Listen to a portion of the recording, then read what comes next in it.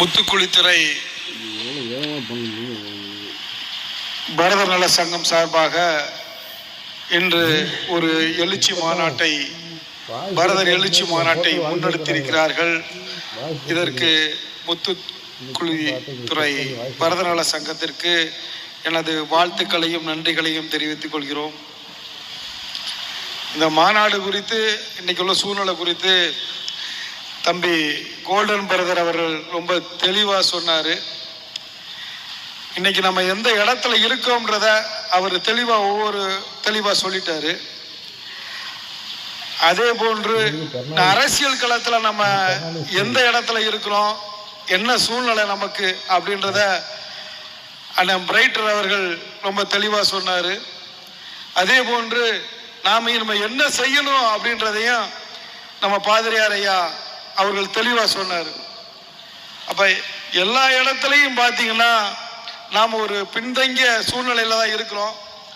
ஒரு மாற்றங்கள் உருவாக்கப்படணும். மாற்றம் ஒன்றே மாறாதது.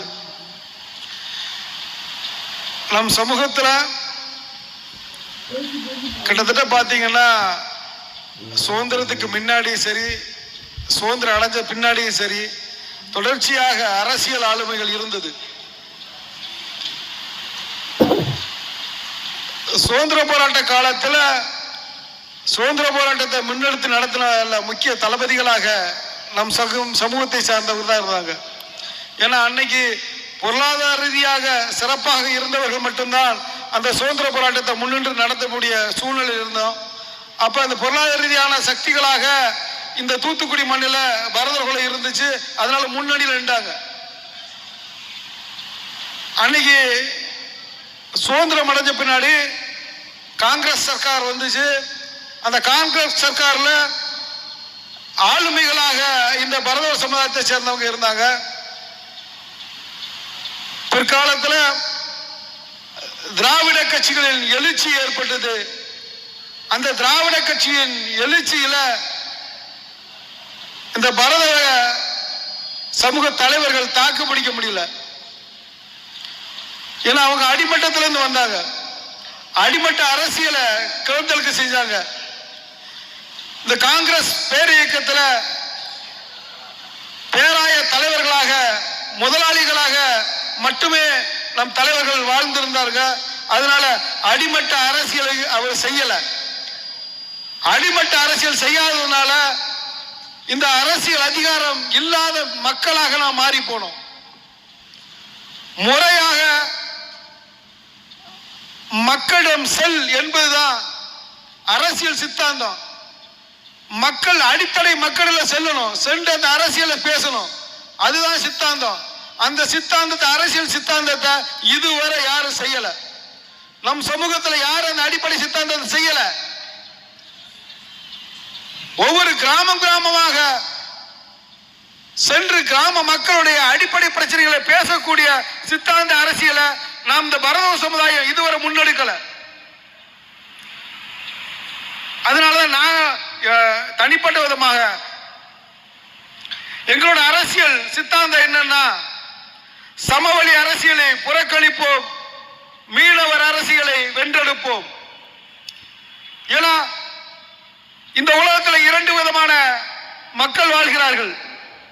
ஒன்று சமவெளி மக்கள், இன்னொன்று கடல்சார் மக்கள், நெய்தல் நிலத்து மக்கள்.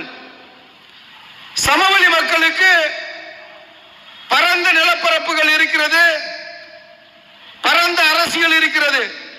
ஆனால் இந்த நெய்தல் நிலத்து மக்களுக்கு ஒரே அரசியல் தான், கடலும் கடலை சார்ந்த அரசியல் மட்டும்தான். கடலுக்கு முகத்தையும் சமவெளிக்கு முதுகையும் காட்டிக்கொண்டு நாம் பல்லாயிரம் ஆண்டுகளாக கடந்து வந்து விட்டோம். இந்த 75 ஆண்டுகளாகவும் அதையே தான் செய்து கொண்டிருக்கிறோம். இந்த சமவெளி மக்கள் தங்களுக்கான அரசியலையும் தங்களுக்கான ஆட்சி அதிகாரங்களையும் அமைத்துக் கொண்டு, தங்களுக்கான அரசியல் இயக்கங்களை ஆரம்பித்துக் கொண்டு, தங்களுக்கான சட்டங்களை உருவாக்கி கொண்டு தொடர்ச்சியாக 75 ஆண்டுகளுக்கு மேலாக இந்த நெய்தல் சமூகத்தை ஒரு அடிமை சமூகமாக, ஒரு வாக்கு வங்கி சமூகமாக மட்டுமே, மூன்றாம் தர குடிமக்களாக மட்டுமே நடத்தி வருகிறார்கள். இதனால இன்னைக்கு வரை நமக்கு அரசியல் பிரதிநிதித்துவம் இல்லை. இந்த நெய்தளத்து மக்களில் சில பேர் திரும்பி சமவெளியை நோக்கி பார்க்கும் போது நம்மிடம் எந்த அரசியல் அதிகாரம் இல்லை என்பதை தெரிந்து கொண்டோம். நம்ம எந்த ஆட்சி அதிகாரமும் இல்லை, அரசியல் அதிகாரமும் இல்லை. ஆட்சி அதிகாரம் என்பது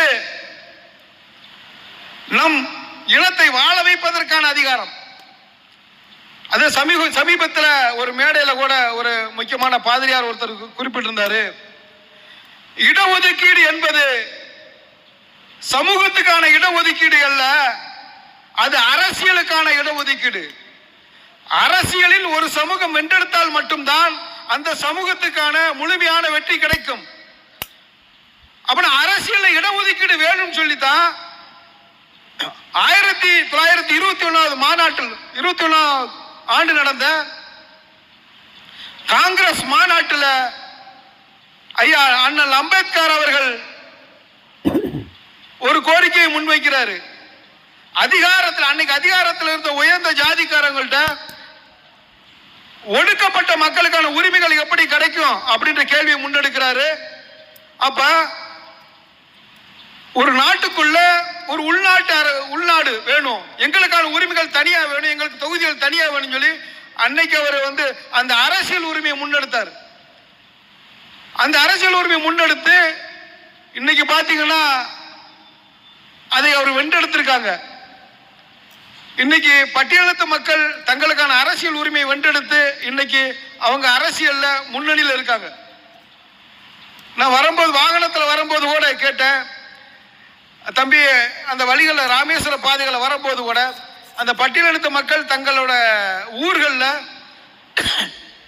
தங்கள் கொடிகளை ஏற்றி தங்கள் இனக்குழுன்னு அடையாளப்படுத்துறதுக்காக அந்தந்த பகுதிகளில் வரிசையாக ஒவ்வொரு ஊர்களையும் அவங்க அடையாளத்தை உருவாக்கி வச்சிருந்தாங்க.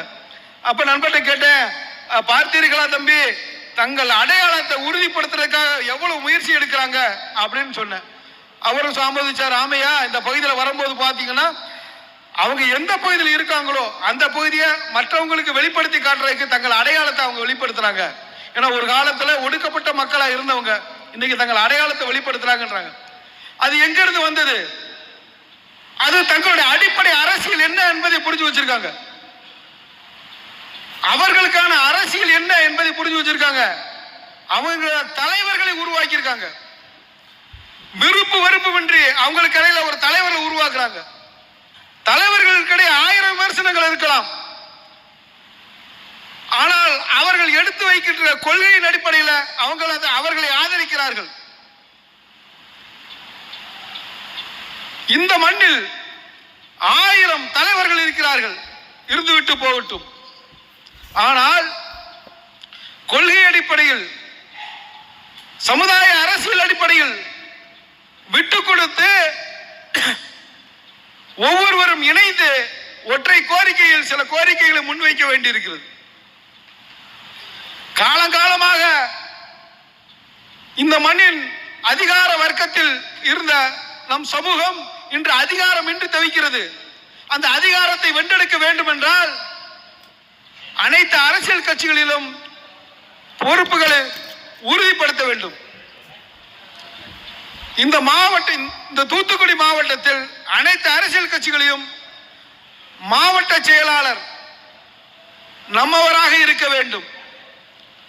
1 லட்சம் வாக்கு வங்கி உள்ள இந்த தூத்துக்குடி சட்டமன்ற தொகுதிக்கு மீனவரைத்தான் பரதவரைத்தான் ஒரு வேட்பாளராக நிறுத்த வேண்டும் என்ற ஒற்றை கோரிக்கையை வலுவாக எடுத்து வைக்க வேண்டும்.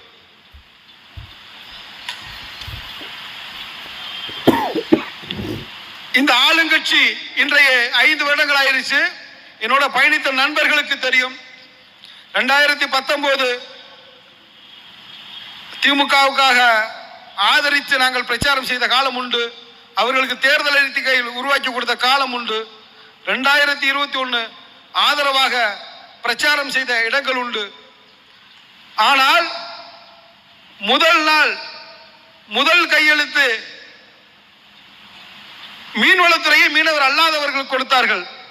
அன்று முதல் இன்று வரை இந்த திராவிட முன்னேற்ற கழகம் செய்த துரோகத்தை எதிர்த்து இன்றைய வரை களமாடி வருகிறோம்.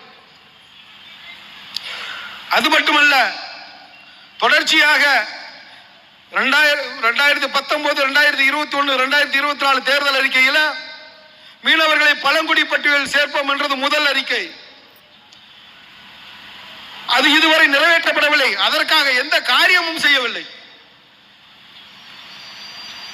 கடந்த அம்மா ஆட்சி காலத்தில் அந்த அம்மா தேர்தல் அறிக்கையில் சொல்லிச்சு, நாங்க மீனவர்களை பழங்குடி பட்டியலில் சேர்ப்போம் சொல்லி. அது சம்பந்தமா சட்டப்பேரவையில் கேள்வி எழுப்புறாங்க. உடனடியாக அந்த அம்மா சட்டப்பேரவையில் நாங்க இதற்கான முன்னேற்பாடுகளை செய்யறோம் அப்படின்னு சொல்லிட்டு பீலா ராஜேஷ் தலைமையில் 17 பாரம்பரிய மீனவர்களை பழங்குடிகளாக அறிவிக்கலாம் சொல்லி அறிக்கை தயார் பண்ணி தயாரிச்சு அறிக்கை சமர்ப்பிச்சு. அந்த அம்மா கொஞ்சம் இன்னும் ஒரு 3 மாசம் உயிரோடு இருந்துருந்துச்சுன்னா நாம இந்த பழங்குடி பட்டியலில் நம்மளை இணைக்கிறதுக்கான எல்லா பணிகளையும் அந்த அம்மா செஞ்சிருக்கும். தொடர்ச்சியாக இந்த மீனவர்களை பழங்குடி பட்டியலில் சேர்க்கணும், பாரம்பரிய மீனவர்களை பழங்குடி பட்டியலில் சேர்க்கணும் கோரிக்கையை தொடர்ச்சியாக அனைத்து அரசியல் கட்சிகளும் செய்தாங்க. தமிழகத்தில் காலியாச்சு. அப்போது நாங்கள் கோரிக்கை வைச்சோம். திமுக அரசு கொடுக்க தயாராக இல்லை. உடனடியாக திமுகவுக்கு எதிராக ஒரு வேட்பாளரை தயார் செய்து சென்னை ஜார்ஜ் கோட்டையில் போய் நாமினேஷன் பண்றோம். நாமினேஷன் பண்ணும் போது எங்களை கைது செய்து வைக்கிறாங்க. பின்னாடி நாங்க போராட்டம் பண்ண உடனே திரும்ப அனுமதிக்கிறாங்க. அந்த சூழ்நிலையில முதலமைச்சர் அவர்கள் படியிறங்கி வந்துட்டாரு. அப்ப நாங்க உள்ள நாமினேஷன் பண்ணிட்டு இருக்கோம். அப்ப நாமினேஷன் பண்ணும் போது யாரு நாமினேஷன் பண்றா நமக்கு எதிராக அப்படின்னு கேட்கிறாரு. அப்ப மீனவர்கள் நமக்கு எதிராக நாமினேஷன் பண்றாங்க அப்படின்றாங்க. ஏன்னு கேட்கிறாங்க. அவங்க கோரிக்கை ஒரு தொகுதிக்கு ஒரு மாநிலங்களவை கேட்கிறாங்க அப்படின்னாங்க. அப்ப 2022 மீனவர்கள் ஒரு மாநிலங்களவை உறுப்பினர் பதவி கேட்கிறான்றத ஆணித்தரமாக முதல்வருக்கு நாங்க தெளிவுபடுத்தியிருக்கோம்.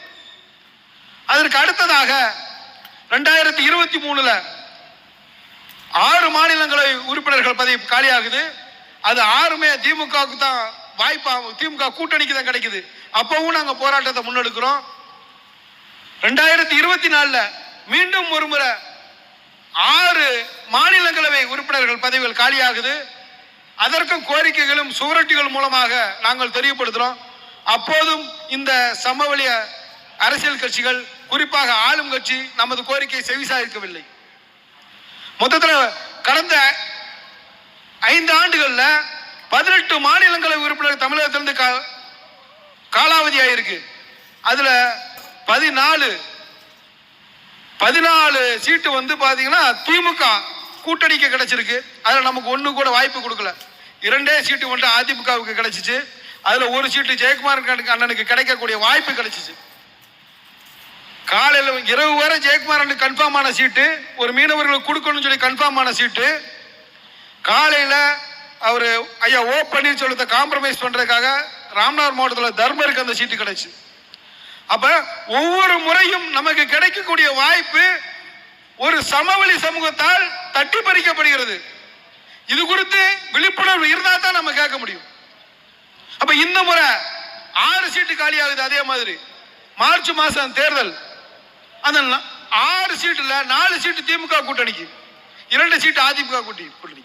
அப்ப நாம இந்த ஆளுகின்ற அரசுக்கும் எதிர்கட்சிக்கும் என்ன கேள்வி கேட்கிறோம்னா, இந்த மாநிலங்களவை தேர்தலில் மீனவர்களுக்கு ஒரு மாநிலங்களை கொடுக்க வேண்டும். நாங்க ஒண்ணு சும்மா கேட்கல. 60 லட்சம் வாக்கு வங்கி இந்த தமிழகத்தில் மீனவர்கள் வாக்கு வங்கி இருக்கு. கடற்கரை ஒட்டி 40 தொகுதிகள் இருக்கிறது. இந்த 40 தொகுதியில் வெற்றி வாய்ப்பை நிர்ணயிக்கக்கூடியவங்க மீனவர்கள் தான். இன்னைக்கு முதலமைச்சர் சீட்ல யாரு உட்கார்ந்து முடிவு பண்ண வேண்டியது மீனவர்கள் தான். இன்னைக்கு கடற்கரை ஓரத்தில் 30 to 35 தொகுதிகள் யாரு ஜெயிக்கிறாங்களோ அவங்க தான் ஆட்சி கட்டில இருக்கணும். இன்னைக்கு ஸ்டாலின் அவர்கள் ஆட்சி கட்டில உட்கார்ந்து இருக்காருன்னா அது மீனவர்கள் போட்ட பிச்சை. நாங்க போட்ட பிச்சைனால நீங்க உட்கார்ந்துருக்க, நாங்க போட்ட ஓட்டு பிச்சை. அதனால இந்த தகவல் அறிஞ்சு நீங்க செயல்படணும். அதே போன்று கடற்கரையோட 14 தொகுதிகள், 14 மாவட்டங்கள்ல 15 MP தொகுதிகள் இருக்கு. அந்த MP தொகுதிகளில் 7 MP தொகுதிகள் பட்டியல் எடுத்து கொடுக்கப்பட்டுருச்சு. அப்ப நமக்கான வாய்ப்பு, கடற்கரையில் நமக்கான வாய்ப்பு பிற சமூகங்களுக்கு பிரித்து கொடுக்கப்படுகிறது, சமவெளி சமூகங்களுக்கு பிரித்து கொடுக்கப்படுது. அப்ப நமக்கு எப்படி வாய்ப்பு கிடைக்கும்? அப்ப நமக்கு வாய்ப்புகளை உறுதிப்படுத்தணும் அப்படின்னா நாம ஒன்றுமே கடுமையா அரசியல் செய்யணும். இல்லை என்றால் மீனவர்களை பழங்குடி பட்டியலில் சேர்க்கிற விஷயத்தை கடுமையாக முன்னெடுத்து வென்றெடுக்க வேண்டும். இந்த ரெண்டு வாய்ப்பு தான் இருக்கு நாம் அரசியல்ல முன்னேறதுக்கு. ஏன்னா கிட்டத்தட்ட பாத்தீங்கன்னா தமிழகத்திலிருந்து கிட்டத்தட்ட 3000 மேற்பட்ட எம்பிக்கள் பாராளுமன்றத்துக்கு போயிருக்காங்க. அதுல ஒரே ஒரு நபர் மட்டும்தான் மீனவர். மக்களவைக்கு தமிழ்நாட்டிலிருந்து போன ஒரே ஒரு எம்பி மட்டும்தான் மீனவர். அதே போன்று மாநிலங்களவையில் 600க்கும் மேற்பட்ட ஒரு எம்பிக்களா போயிருக்காங்க. அதுல 2 பேர் மட்டும்தான் மீனவர்கள். அப்ப இந்த விகிதாச்சார அடிப்படை, இந்த சமூக நீதி எங்க இருக்கு? ஒரு 10% வாக்கு வங்கி உள்ள இந்த மீனவ சமுதாயத்திற்கு நீங்க 25 எம்எல்ஏ சீட்டு கொடுத்திருக்கணும், நீங்க 4 எம்பி சீட்டு கொடுத்திருக்கணும், நீங்க 3 மாநிலங்களவை கொடுத்திருக்கணும். ஆனா தொடர்ச்சியாக இந்த மீனவ சமுதாயத்தை வஞ்சிச்சு வர்றோம். இந்த கூட்டத்துக்கு வர்றதுக்கு முன்னாடி எங்க மாமா கூப்பிட்டு கேட்டாரு, மருமகனே எல்லாம் இவ்வளவு காலம் வஞ்சிக்கிச்சே இருக்குன்னு சொல்றீங்களே, எந்த உரிமை மறுக்கப்படுதுன்னு சொல்றீங்களே, ஏன் நீங்க தேர்தலை புறக்கணிக்க கூடாது? இந்த வருஷம் 75 ஆண்டுகளாக நீங்க வாக்களிக்கிறீங்க, ஒன்னும் கிடைக்கல. இன்னும் வாக்களிச்சா உங்களுக்கு நல்லது செய்வான்னு எதை நம்பி வாக்களிக்க போறீங்க? அதனால இந்த தேர்தலை நீங்க புறக்கணிச்சா என்ன? கூட்டத்து தானே போறீங்க, நீங்க கேளுங்க சமூகத்திட்ட, தேர்தலை புறக்கணிக்கலாமே அப்படின்னு சொன்னாரு. இல்ல மாமா, தேர்தல்ன்றது நம்ம தேர்தல் கடமையாற்றணும் அப்படின்னு. இல்ல மருமக, எங்களுக்கு நம்பிக்கை இல்லை, இனியும் இந்த சமூக சமூகம் நமக்கு நல்லது செய்யும் நம்பிக்கை இல்லை, ஒரு முறை தான் தேர்தலை புறக்கணிச்சு பாருங்களேன்னு சொன்னாப்ல. சரி மாமா, அது பரிசீலனை மாமா அப்படின்னு சொல்லிட்டு வந்தேன். இதையே இங்கே என் கோரிக்கையாக வைக்கிறேன். வாய்ப்புக்கு நன்றி கூறி விடைபெறுகிறேன். நன்றி, வணக்கம்.